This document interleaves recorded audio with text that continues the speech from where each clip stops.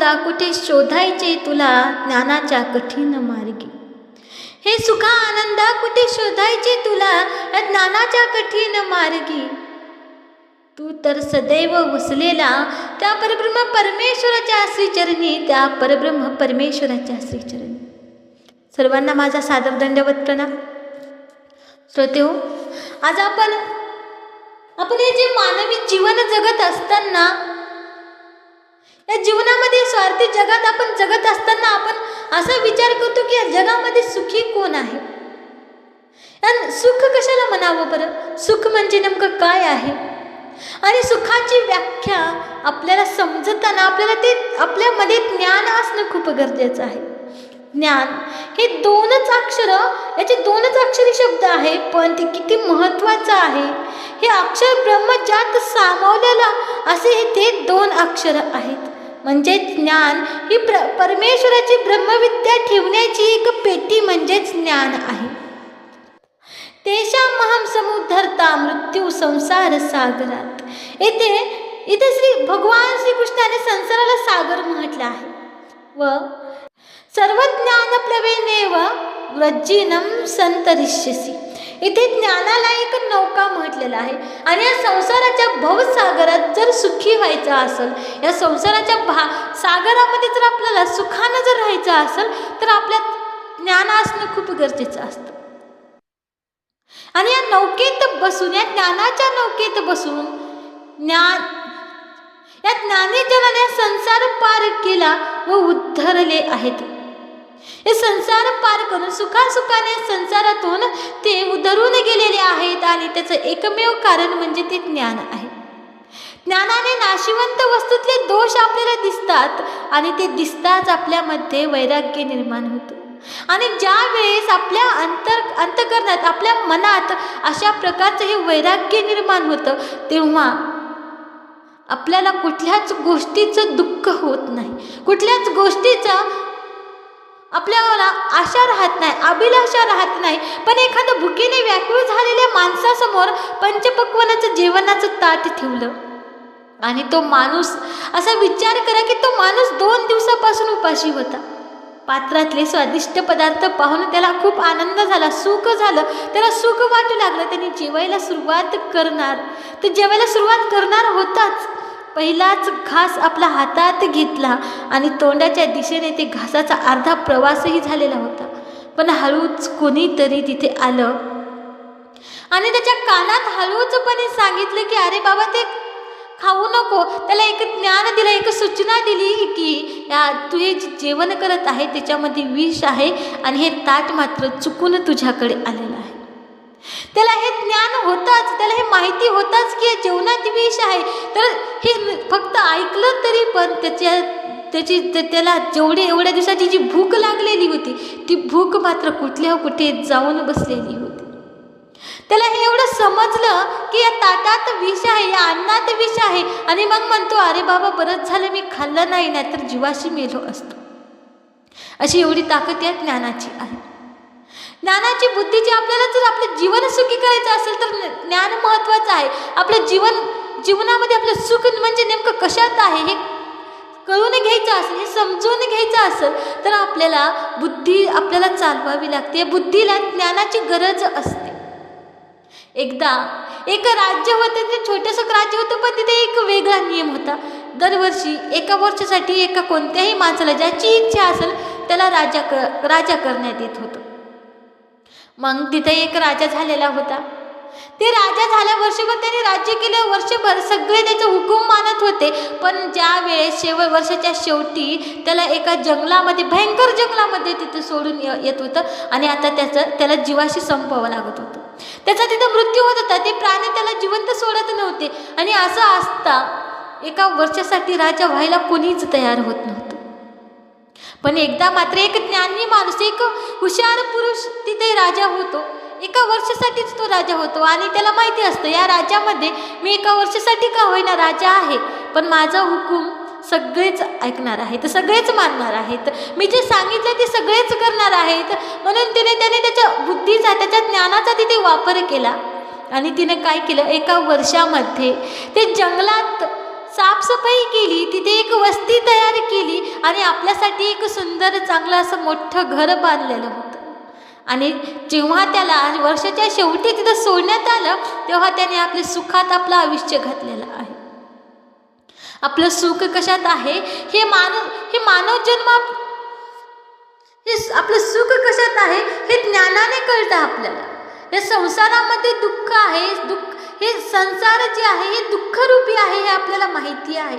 तरी सुद्धा माणसं पुन्हा पुन्हा त्या संसारामध्ये जात असतात, त्या प्रपंचामध्ये जात असतात. हे मानवी जीवन हे मुळातच सुख दुःखाचं मिश्रण आहे. दुःखाचं प्रमाण जास्त असलं की आपण त्याला दुःख समजतो, सुखाची टक्केवारी जास्त असली की सुख समजतो, आणि कमीत कमी दुःख म्हणजेच सुख हीच खरी सुखाची व्याख्या आहे. ज्यात सुखासाठी सगळी सजीव सृष्टी धावपळ करत असते, माणूस नावाचा प्राण्याला सुद्धा पण माणूस नावाच्या या प्राण्याला मात्र जरा जास्त कळतं. म्हणून तर तो जरा काळजीपूर्वक विचारपूर्वक सुखाचा शोध घेत असतो. खऱ्या अर्थाने सुख कुणालाच मिळत नाही. अधूनमधून थोडं बरं वाटतं का त्यालाच आपण सुख समजत असतो व या सुखाच्या धाग्यावर जीवन जगत असतो. म्हणून संत तुकाराम महाराज म्हणतात, त्यांच्या अभंगातून संत तुकाराम महाराज म्हणतात, सुख पाहता जवा पाडे दुःख पर्वत आहे वडे. सुख पाहता जवा पाडे दुःख पर्वत आहे वडे, असं वर्णन संत तुकोबांनी आपल्या अभंगाच्या माध्यमातून दिलेलं आहे. या संसारामध्ये आपल्या मानवी जीवनात जीवन जगत असताना सुख किती आहे माणसाला?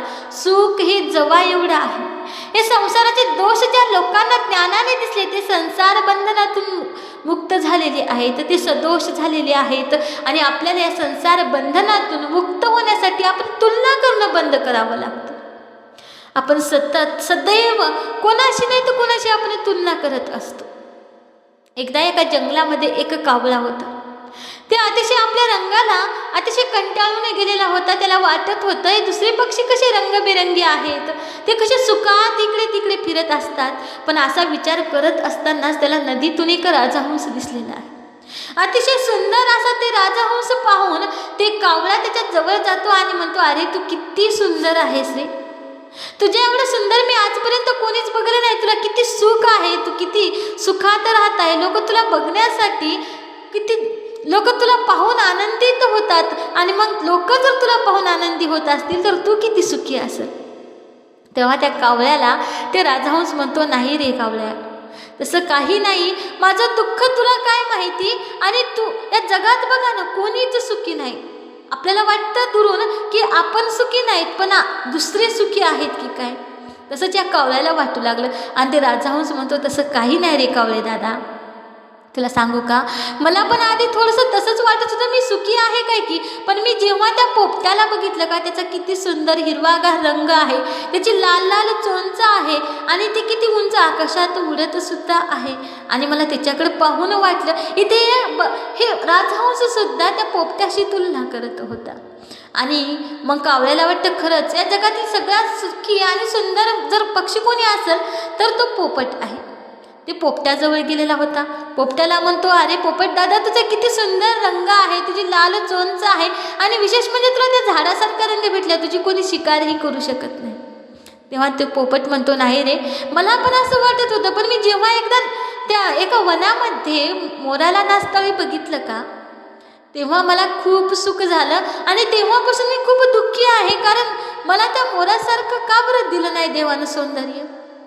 आता इथे ते पोपट त्या मोराशी तुलना करू लागत होता. आणि परत त्या कावळ्याला वाटतं खरंच या पोपट्यापेक्षा, या राजहंसापेक्षा हे मोर सगळ्यात सुखी आहे, हे मोर सगळ्यात सुंदर, सगळ्यात सुखी आहे, सगळ्यात आनंदी आहे, आणि ते आनंदाने नाचायलाही लागतो. म्हणून तो पोपट काय करतो, मोराला भेटण्यासाठी जात असतो. मोराला भेटायला ते जातो तिथे त्या प्राणी संग्रहालयामध्ये. ते एका पिंजऱ्यामध्ये मोर खेळत असतो, आणि त्या पिंजऱ्याच्या समोर खूप मोठी गर्दी असते त्या मोराला पाहण्यासाठी. त्या कावळ्याला वाटतं खरंच किती छान, किती सुख आहे या मोराला, याला पाहण्यासाठी लोक दुरून दुरून येतात, याला पाहण्यासाठी लोक पैसे देत आहेत, किती चांगलं नशीब आहे याचं. आणि मग जेव्हा ती मोराला भेटायला जातो, मोराला म्हणतो, मोर दादा किती सुंदर आहेस तू, तुला किती सुख वाटत असेल ना आपल्या सौंदर्याचा. आणि तुला किती छान आहे, तुझा मागून पिसारा किती मस्त आहे, आणि आमचा बघ, आमचा कलर कसा काळा आहे, मी कसा आहे, असं तिथं दुःख सांगू लागला. तेव्हा मोर म्हणतो, अरे कावळे दादा, तू तुझ्या रंगाचा वाईट वाटून घेऊ नको, सगळ्यात सुखी तर तू आहे. मला वाटतं खरंच जे आकाशात उंच उडणारे पक्षी आहेत तेच सगळ्यात सुखी आहेत. माझ्या दुःखाची कथा मी तुला काय सांगू रे. अरे हे माझ्या पाठीमागून जे एवढे मोठे मोराचे पीस आहेत ना, जे मला सुंदर बनवतात, त्या पिसामुळे मला उंच आकाशात भरारी घेता येत नाही, आणि त्यामुळे मला हे शिकारी पटकन पकडतात, आणि या मोराच्या पिसामुळेच मला माझी शिकार हे लोक करत असतात. आणि जे आता मी सुंदर आहे म्हणून मी पिंजऱ्यामध्ये इथे आहे, बघ ना, मला स्वातंत्र्य नाही आहे, मी या पिंजऱ्यात बंद आहे. आणि कसलं सुख रे, जे सुख वनात आपल्या मनाने बागडण्यात आहे, जे या बंदीखान्यात सुख भेटणार आहे का. आणि खरा सुखी तर तोच आहे. अशा प्रकारे या गोष्टीतून आपल्या गोष्टीतून आपल्याला शिकवून भेटते, जगात सुखी कोणीच नाही. आपल्याला वाटतं आपल्यापेक्षा समोरचा व्यक्ती सुखी आहे, आपल्याला असं सतत जाणवत असतं की आपल्याच आयुष्यामध्ये सुखी नाही. पण सुख नेमकं काय असतं बरं. सुख हे ते आपल्याला परमेश्वराजवळच भेटत असतं. सुख आणि जे काही दुःख आपल्या जीवनात आपल्या वाट्याला येत असतात, जे दुःख आपल्याला भेटत असतात, ते दुःखसुद्धा आपल्याला आपल्या कर्माचं फळ भेटत असतं, ते आपल्या कर्मानेच आपल्याला भेटत असतं. म्हणजे प्रत्येक मनुष्याच्या जीवनामध्ये सुख आणि दुःख हे आहेच.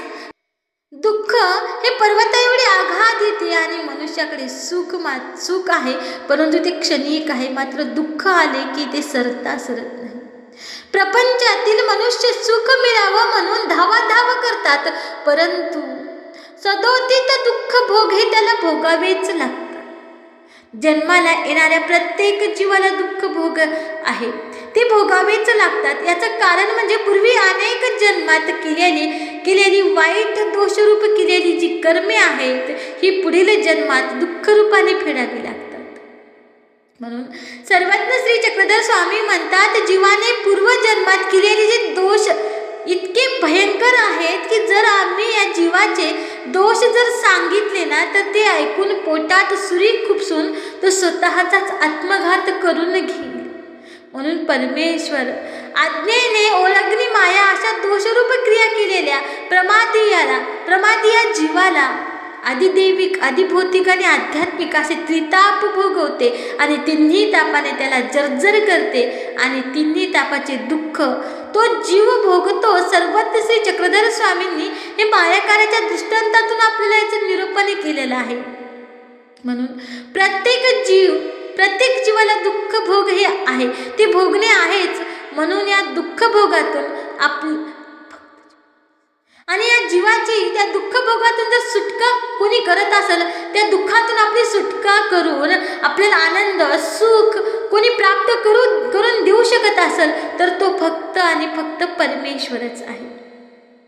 म्हणून या दुःख भोगातून आपली सुटका व्हावी व परमेश्वराचे प्रेम मिळावे, परमेश्वर प्राप्ती व्हावा, याकरता जीवाने आपल्याला त्या परमेश्वराचा आनंद, त्या परमेश्वराला अनन्य भावे शरण जावं लागतं. त्या परमेश्वराची एकनिष्ठ भक्ती करावी लागते, तेव्हा कुठे आपल्याला ते सुख भेटत असतं. आणि असं हे सुख हे आपल्याला माहिती आहे की आपल्याला इथे या संसारात, या प्रपंचामध्ये आपल्याला सुख भेटणार नाही, या मानवी जीवनात सुख भेटणार नाही. तरी सुद्धा हे माणूस कचरा पेटीमध्ये सुख शोधावं तसे इथे सुख शोधत असतो. बघा ना, कशात सुख आहे मानवाला. गोड वस्तूत माणूस सुख शोधत असतो, तर तिथं हे दुःख डायबिटीसचं रूप घेऊन समोर येतं. तिखट वस्तूवर ताव मारून सुख शोधावं, अतिसाराच्या रूपाने हे दुःख पुढे येतं. आंबटामध्ये पित्त रूपाने येतं, आणि मीठ खावं तर रक्तदाब वाढतो, तेल तूप खावं तर चरबी वाढते, आणि भोगस्ताना दुःख आपल्या अगोदरच जाऊन बसलेलं आहे. म्हणून म्हणून तुकाराम महाराज म्हणतात, या संसारात जवळ एवढं सुख व पर्वता एवढं दुःख आहे, आणि स्वामींनी संसाराला दुःखरूप म्हटलेलं आहे. आणि श्रीकृष्ण भगवद्गीतेत म्हणतात, दुःखालयम शाश्वतम. आणि असं देवाने सांगितलेलं आहे, हे दुःख जन्मामध्ये आपल्याला भेटणार आहे, आपल्या कर्माचं फळ आपल्याला इथे भेटणारच आहे, ते भोगावंच लागणार आहे, तरी तो माणूस पुन्हा पुन्हा ते सुख शोधत असतो, ते सुखाच्या शोधात भटकत असतो. पण सुख आपल्याला एकाच ठिकाणी भेटतं आणि ते म्हणजे त्या परमेश्वराच्या श्रीचरणाजवळ. त्या परमेश्वराच्या भक्तीत आपल्याला सुख भेटू शकतं, त्या परमेश्वराच्या संवासात सुख भेटतं, त्या परमेश्वराच्या सन्निधानात सुख भेटत असतं. पण आपल्याला आत्ता या युगामध्ये परमेश्वराचं सुख आपल्याला भेटावं एवढ्या भाग्यवान तर आपण नाहीत.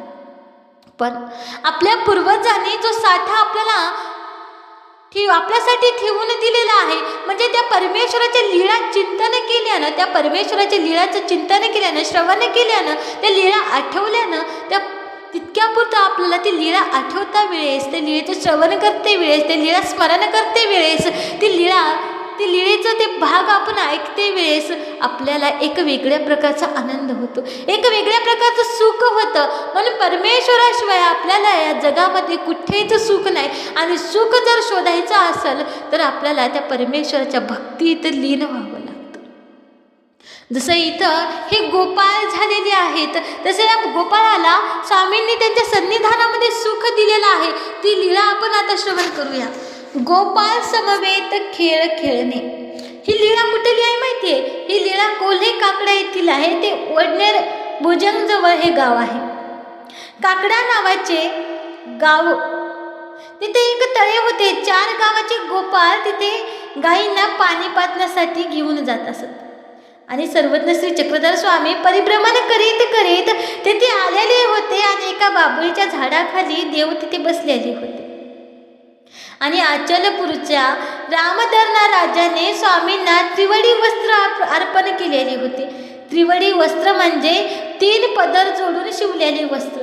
ते वस्त्र स्वामींनी फाडले, एक सुडा कमरेला नेसला व एक सुडा डोक्यावर घेतलेला होता.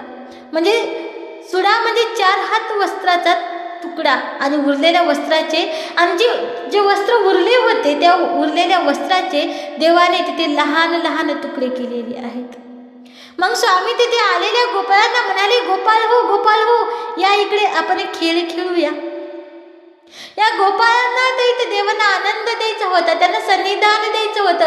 किती भाग्य त्या गोपाळांचं, त्या लेकरांचं तिथं होतं. त्या गोपाळांना देव स्वतः बोलवतात की या इकडे या, आपण खेळ खेळणार आहोत, आपण खेळ खेळूया.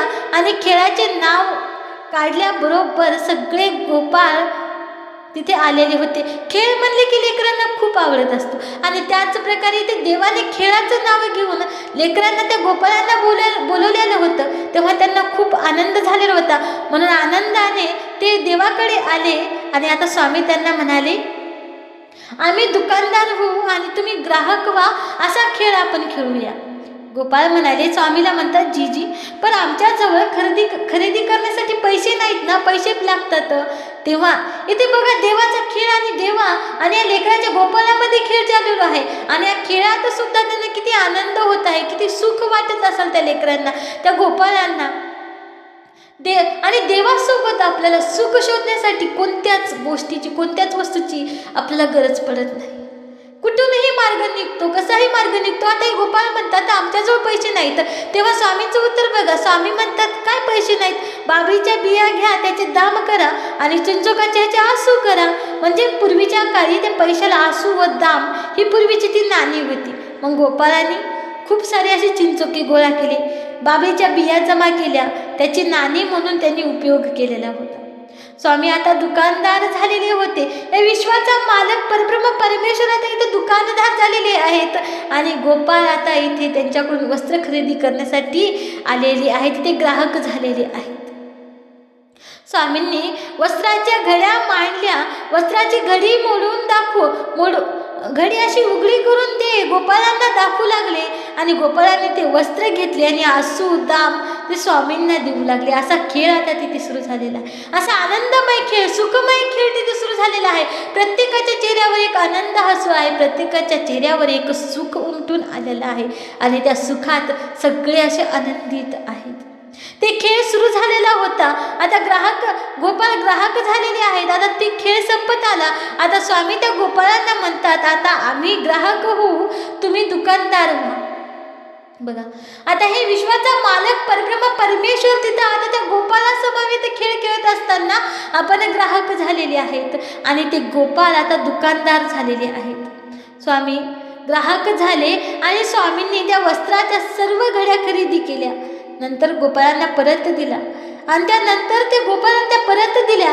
असा खेळ खेळून झाल्यावर गोपाळांनी स्वामींना विनंती केली, जीजी आपण आमच्यासोबत भोजन सुद्धा करावे. आणि स्वामींनी त्यांची विनंती स्वीकारली आणि गोपाळांनी आपल्या शिदोरीमध्येच जे काही त्यातील चांगले पदार्थ असतील, चांगले असतील असे निवडून पदार्थ स्वामींना आरोग्याला दिली. आणि मग गोपाल आपल्या आपल्या गावाकडे गेले आणि स्वामीही आपल्या पुढच्या प्रवासाला लागलेले. आणि किती आनंद, किती सुख खऱ्या अर्थाने इथे गोपालाला झालेला आहे. आणि दुसरी एक लीला आहे, अशाच गोपालामध्ये देवाने खेळलेला आहे. पण त्यावेळेस देव त्या गोपालांच्या पाठीवर बसलेले होते आणि ते गोपाल लहान लहान लेकरं तिथं सुखाची व्याख्या बोलू लागत होती. सुख सगळे एकमेकांमध्ये चर्चा करू लागले. अरे देव आपल्या पाठीवर बसले होते तेव्हा काय सुख झालं होतं, काय सांगावं तुला. असे असे हे गोपाळ एकूण एकामध्ये चर्चा करत असताना तिथून एक संन्यासी जात होते. ते संन्यासी म्हणतात, विचार करू लागतात, हे सुख, हे आनंद ही तर विद्वानाची भाषा आहे, ते विद्वान पंडिताची भाषा आहे आणि एका गोपालाच्या तोंडातून मी ऐकतो. चला काय मांजर आहे, चला आपण विचारून बघूया. तेव्हा ते संन्यासी त्या गोपालांना विचारतात. मग ते सगळं झालेलं सांगतात की देव आमच्या पाठीवर बसले होते, आम्हाला खूप आनंद झाला, सुख वाटू लागलं. आणि त्यांचा शोध आहे, त्यांचं ते बोलणं ऐकून त्यांनी विचारलं, मग ते देव, ते स्वामी कोणीकडे गेलेले आहेत बरं.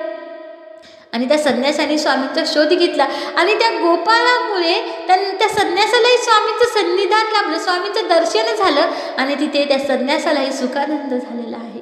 असं हे सुख आपल्याला कुठे भेटत असेल तर ते फक्त देवाच्या श्रीचरणाजवळ सापडतो. पण आपण ते सुख शोधण्यासाठी इकडे तिकडे भटकत असतो, धावत असतो, धावपळ करत असतो आणि आपल्या शेवटी आपल्या पदरात निराशा येते आणि मग आपण वैफल्यग्रस्त होऊन देवाच्या दरबारात येतो. आणि जेव्हा आपण दुःखाने सगळीकडे सगळे दरवाजे बंद होतील, जेव्हा कुठेच आपल्याला आसरा दिसत नाही, जेव्हा सगळीकडे दुःखाचे डोंगरच उभे टाकलेले असतील का, तेव्हा मग आपल्याला हे देवाचं दार दिसतं.